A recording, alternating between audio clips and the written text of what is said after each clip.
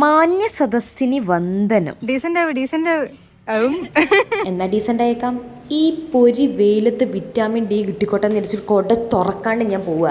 എങ്ങോട്ടാണെന്നറിയോ? കോളേജിലോട്ട്. 1 കൊല്ലം കഷ്ടപ്പെട്ട് പഠിച്ചിട്ട് അവിടെ എത്തിയിട്ട് എടുക്കടി എൻ്റെ സർട്ടിഫിക്കറ്റ് എന്ന് പറയണല്ലേ. അങ്ങനെ പറയരുത്, നിങ്ങൾക്ക് കിട്ടൂല.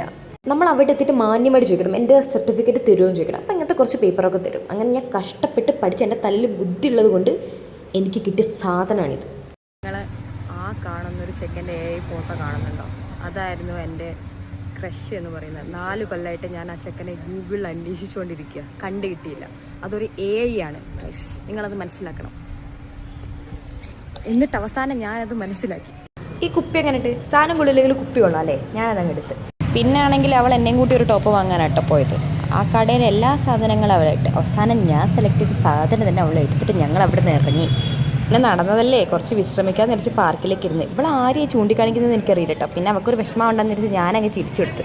പിന്നെ ആണെങ്കിൽ ചിരിച്ച് ക്ഷീണിച്ചപ്പോൾ പിന്നെ എന്തെങ്കിലുമൊക്കെ കഴിക്കാമെന്ന് വിചാരിച്ചിട്ടോ. കഴിച്ചിട്ടാവാലോ ഇനി എന്തും. അങ്ങനെ ഒരു ജ്യൂസും പറഞ്ഞ് ഒരു ഷവർമയും കന്ന് ഷവർമ കടിച്ചപ്പോൾ ആക്രാന്തം കൊണ്ട് ആ പേപ്പറായിരുന്നു ഞാൻ തിന്നത്. എന്താ അല്ലേ.